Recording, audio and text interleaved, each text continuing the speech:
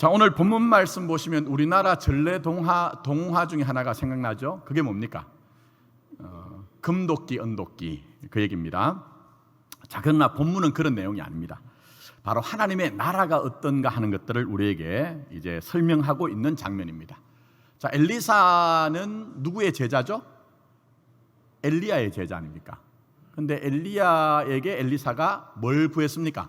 갑절에 영감을 구했어요.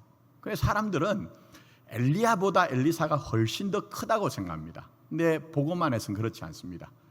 제가 새벽 기도에도 이 본문이 너무 귀하기 때문에 한번 설교를 했고 요한계시록을 하면서 교육자들과 한번 또 큐티를 할 때 했는데 제가 굉장히 은혜를 받은 본문입니다. 변화산에서 여러분 우리 주님과 함께 있었던 사람이 누구죠? 모세와 엘리야입니다. 모세는 율법의 대표, 엘리야는 뭐죠? 예언의 대표로 그렇게 주님과 함께 했고, 그것을 이제 아시는 것처럼 이 변화산의 사건을 별세라고 얘기합니다. 근데 이 별세라는 말은 원래 헬라어로 보면 엑스도스, 곧 출애굽에 우리가 얘기를 할 때 그 출애굽이 엑스도스거든요. 그게 바로 하나님이 말씀을 우리 주님을 통해 완성하심으로 우리가 비록 이 땅에서 몸으로 살아가지만 우리가 마치 애굽에서 나온 이스라엘 백성들처럼 그런 우리가 삶을 택하도록 하셨다는 것을 보여주고 있습니다. 자, 제가 이렇게 정확하게 설명하는 이유는 엘리야와 엘리사를 좀 구분하자는 겁니다. 엘리야는 아시다시피 가난한 사람들의 대변이었습니다. 그래서 대표적으로 보면 과부가 참 곤란을 겪고 있을 때에 여러분 아시는 것처럼 그 기름병을 채워주는 어떤 그런 모습들. 자, 그러나 반면 엘리사는요 부자 출신이에요. 그래서 예언자로 부름을 받았을 때 이미 그의 친구들은 사실은 권력의 최고의 상층부에 있었습니다. 어떤 면에서는 엘리야와 엘리사가 지향하는 바가 좀 다르게 보입니다. 그게 뭐냐면 이제 엘리야는 밑으로부터 가장 작은 자들로부터 하나님의 나라를 이루려고 하고요, 엘리사는 저 상층부로부터 하나님의 나라를 이루려고 해요. 근데 지향하는 것은 같습니다. 그게 뭡니까? 하나님의 나라예요. 그러니까 이스라엘이 이스라엘답게 하는 거예요. 오늘도 하나님은 교회를 교회답게 하고 성도를 성도답게 하는 일들에 우리가 마음이 동하기를 원하고 있습니다. 여러분, 교회가 뭡니까? 정말 교회가 뭡니까?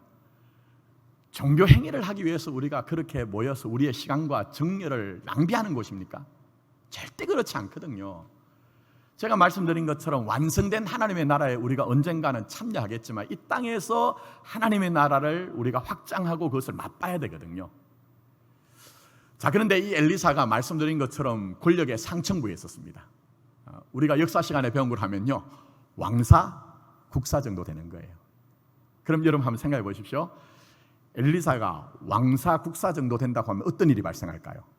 사람들은 힘 있는 쪽에 모입니다. 사람들은 힘 있는 쪽에 모여요. 그래서 여러분 아시는 것처럼 여러분 정성에 개가 죽었을 때는 그 어떻게 해요? 그 장례식이 있다고 하잖아요. 그게 사람들이 바글바글 하지만 정작 어떻게 되죠? 정성이 죽으면 그 빈소에는 사람이 없다는 거예요. 그게 세상의 속성이거든요. 자, 그래서 여기에 이제 많은 사람들이 모였는데 거기에 이제 제자들이 있었던 것 같아요. 근데 오늘 본문 말씀 보시면 이 제자들이 많아지니까 기수할 거처를 이제 만들게 되었습니다. 자, 그런데 여기에는 어떤 면에서는 순수한 뜻도 있지만요, 잘 파악해야 되는 것 중에 하나가 뭐냐면 정치적인 의도가 숨겨져 있습니다. 여러분 무슨 얘기입니까? 우리 서성이 지금 왕사, 국사 정도 하니까 우리가 이렇게 좁아 터진 곳에 있으니까 이거 폼이 안 난다는 거예요. 근데 여러분 잘 보실 것은 이 제자들이 정말 순수하냐는 거예요. 자기의 스승인 엘리사를 통해서 큰 집을 짓는데 그 당시에 모든 집들은 흙으로 만든 집입니다. 근데 어디로 가죠? 말씀 보시면 요단으로 갑니다. 요즘으로 얘기하면 요르단이에요. 국경을 넘어간 거예요. 그게 가가지고 지금 제목을 지금 벌채를 한다는 것은 그 당시에 흙집을 살고 살던 사람과는 전혀 다르게 눈에 띄는 어떤 큰 집을 짓자는 거예요. 무슨 얘기입니까? 스승을 통해서 내가 가진 욕망을 이루고자 하는 거예요. 스승을 통해서 내가 가진 욕망들, 저는 그런 것들 많이 봤습니다. 저도 물론 그런 것들이 굉장히 숨어 있는데요. 제가 한때 선교단체에서 간사로 사역을 했습니다. 근데 이상한 걸 하나 발견했어요. 큰 교회를 가면요, 그 당시에 연배가 뭐 저보다 그렇게 많지도 않은 젊은 부목사들이요, 얼마나 교만한지 몰라요. 우리가 담임 목사님을 만나면 겸손한데, 부목사들을 만나면 얼마나 뻣뻣하게 해가지고 그렇게 한지 모릅니다. 왜 그렇습니까? 오해하고 착각하는 거죠. 자기가 큰 교회에서 사역을 하니까 마치 그 교회가 자기 자신인 것처럼 오해를 하면서 그게 교만한 거예요.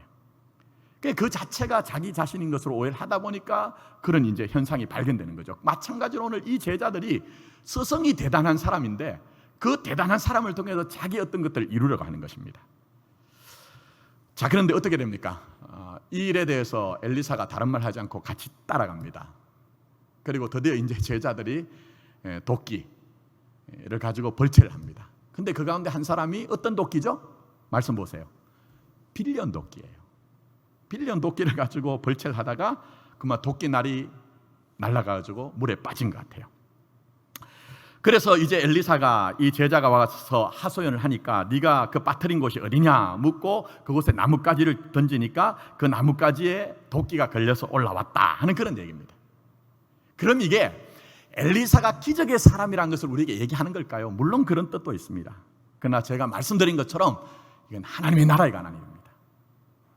하나님의 나라는 우리의 열정과 우리의 열심과 그것과 상관없이 하나님의 능력을 대비함으로 말미암아 하나님의 능력으로 이루어진다는 것을 우리에게 꼭 집어서 얘기를 하는 거예요, 여러분.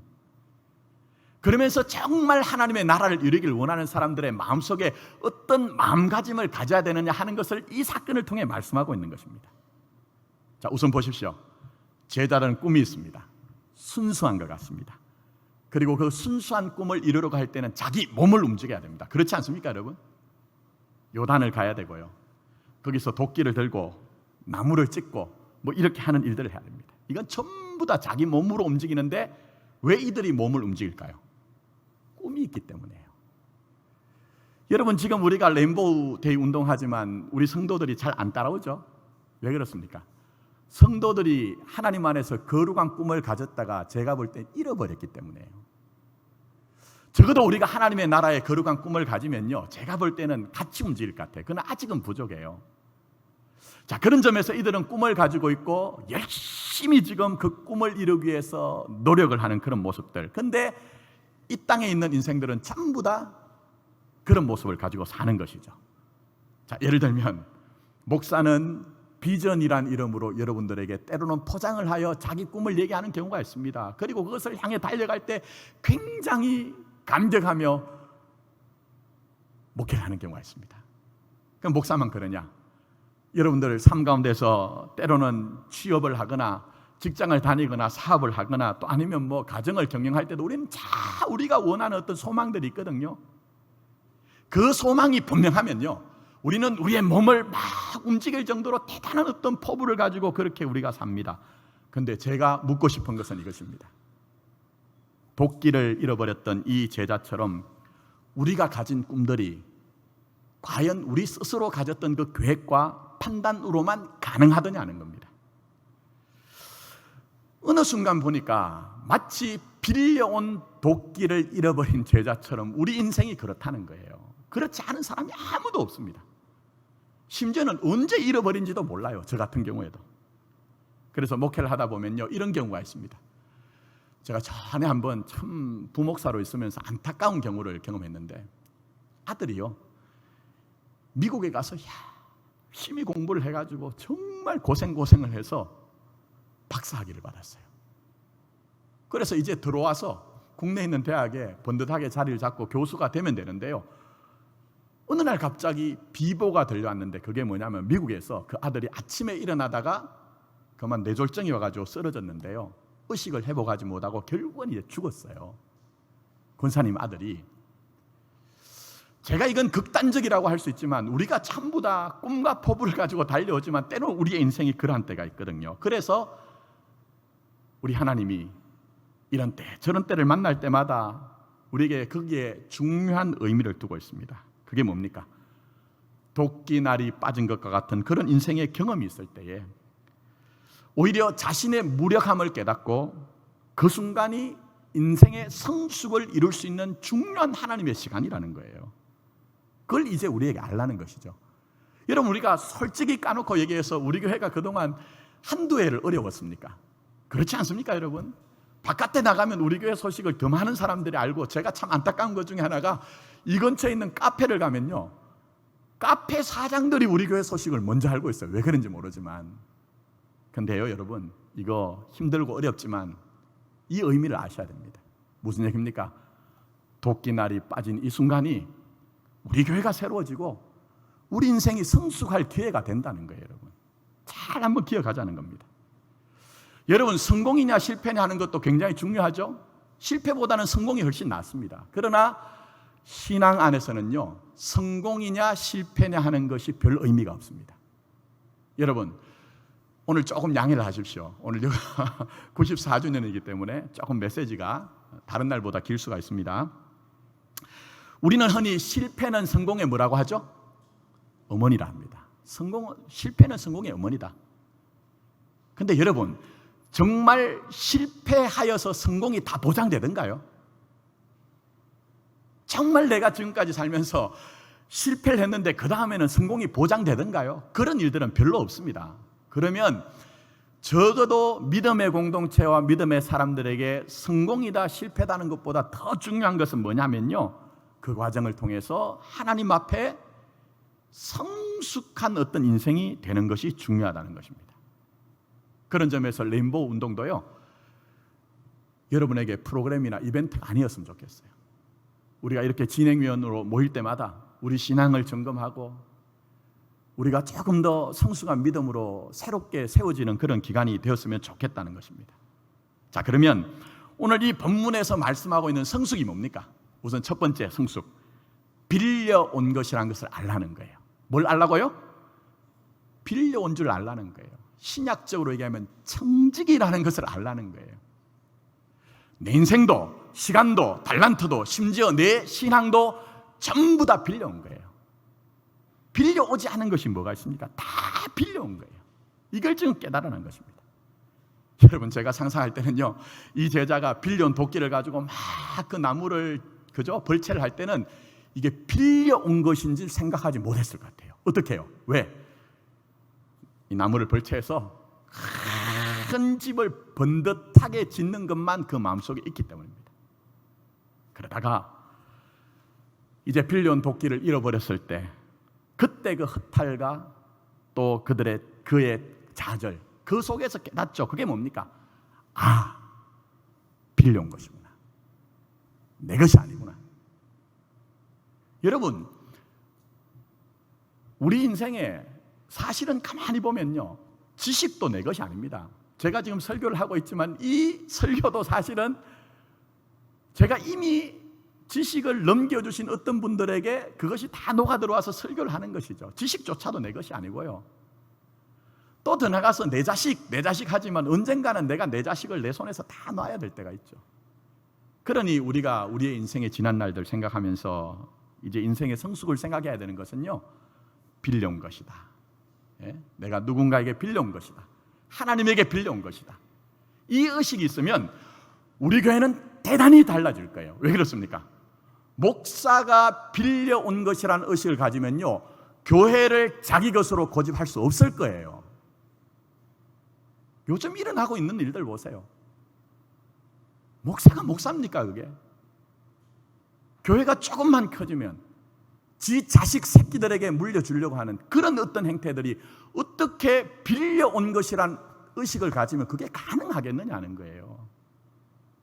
제가 목사로 말씀드렸지만 레인보우 운동 하시면서 이 안에 있는 진행위원들은요, 내 인생도 그렇고 우리 가정도 그렇고 우리 자식도 그렇고 내 사업도 하나님께 빌려온 것이다 하는 그런 의식을 해보겠으면 좋겠다는 겁니다. 자, 그리고 더 나가서 무엇이 성숙입니까? 하나님을 찾는 것이 성숙입니다. 뭐가 성숙이라고요? 하나님 찾는 게 성숙이에요. 여러분 보십시오. 여기 중요한 말씀이 하나 나옵니다. 자, 그게 뭐냐 하면 6절 말씀 보세요. 6절. 자, 이 사람이 5절에 내 주여 이는 빌려온 것이 아니라 하고 그 다음에 6절에 딱 넘어가면 전혀 엘리사를 부르는 용어가 달라지죠. 뭐라고 합니까? 하나님의 사람이라는 거예요. 스승이 아니라는 거예요. 내 포부를 이루어질 수 있는 욕망의 대상이 아니라는 거예요. 그에게 하나님의 능력이 함께하는 하나님의 사람이라는 거예요. 이 말은 다르게 얘기하면 이제 엘리사를 보는 관점이 달라졌다는 것은 도끼가 빠졌을 때 이 사람이 드디어 하나님 앞에 나오게 됐다는 거예요. 여러분, 우리 믿음의 선진들이 성경에 보여주는 삶의 원리는 너무 간단하잖아요. 하나님 앞에 나옵니다. 하나님 앞에 나와서 무엇을 합니까? 하나님의 뜻을 알 때까지 엎드립니다. 그리고 하나님의 뜻을 알았으면 어떻게 하죠? 순종하잖아요. 그럴 때 그곳에 하나님의 나라가 임하거든요. 우리 인생 잠시 잠깐 왔다 가는 인생인데 언제 우리가 정말 참되지 않은 것에 인생을 헛되게 소비하겠습니까? 아무쪼록 우리가 하나님을 찾는 믿음의 성숙을 이루었으면 좋겠습니다. 자, 마지막으로 무엇이 성숙입니까? 잃어버린 것이 어디 있는지 아는 것이 성숙입니다. 뭐가 성숙이라고요? 그게 성숙이에요. 여러분, 병원에 가보셨습니까? 저는 생각보다 약을 많이 먹습니다. 운동을 해야 되는데. 근데 병원에 가면 선생님이 꼭 하시는 말씀이 있죠. 어디가 불편해서 오셨습니까? 어디가 아파서 오셨습니까? 이렇게 얘기합니다. 그건 내가 내 아픈 것을 알아야 된다는 거예요. 물론 정밀한 기계를 가지고 알 수도 있지만 내가 내 아픈 것을 알아야 실제적으로 치유를 할 수 있다는 거예요. 자, 오늘 본문 말씀 보십시오. 거기에 엘리사가 뭐라고 합니까? 거기 한번 보세요. 6절. 어디 빠졌느냐 하매 그곳을 보이는지라, 이렇게 얘기합니다. 회복은, 치유는 내가 잃어버린 것이 무엇인지를 아는 데서 시작이 되는 것입니다. 그래서 여러분들 잘 아시는 요한계시록 말씀 보시면요, 거기에서 우리 주님께서 말씀하신 에베소 교회, 내가 어디서 빗나갔는지 생각하라, 이렇게 얘기하세요. 네가 어디서 지금 빗나갔는지, 무엇을 잃어버렸는지 생각하라는 거예요. 저는 이 레인보우 운동을 통해서 그저 하나의 이벤트다, 프로그램이다, 이렇게 되는 것이 아니고 정말 우리의 신앙의 핵심과 고갱이 가운데 너무너무 소중한데 우리 공동체나 우리 자신이 잃어버린 것이 무엇인가를 깨닫는 그런 시간이 되었으면 좋겠습니다. 이제 말씀을 했습니다. 우리는 그동안 빌려온 것인데 빌려온 것이라고 생각하지 못했던 시간이 있습니다. 물론 여기 계신 많은 분들 가운데서는 나는 한 번도 빌려온 적이 없는데요, 이렇게 생각하신 분도 계실 것 같아요. 그러나 여러분, 내 것이라고 생각하는 그 인생의 도끼가 정말 여러분 날이 잘 벼려서 여러분의 꿈을 이루어줄 만큼 그런 도끼입니까? 저는 지금 생각해 보니까요, 빌려온 도끼뿐만 아니라 내 것이라고 생각하는 도끼도요, 날이 다 빠졌어요. 날이 다 빠졌습니다. 이제는 이런 영적 현실을 우리가 알고 하나님 찾았으면 좋겠습니다. 그리고 솔직하게 주님, 이곳에서 이렇게 잃어버렸습니다 할 때 주님이 던져주시는 그 나뭇가지, 그게 뭐죠? 십자가입니다.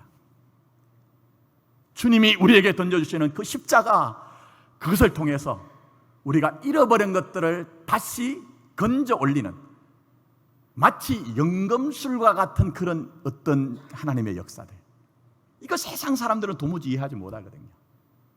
그러나 여러분의 믿음의 결단들을 통해서 이런 역사가 있기를 예수님의 이름으로 축원합니다.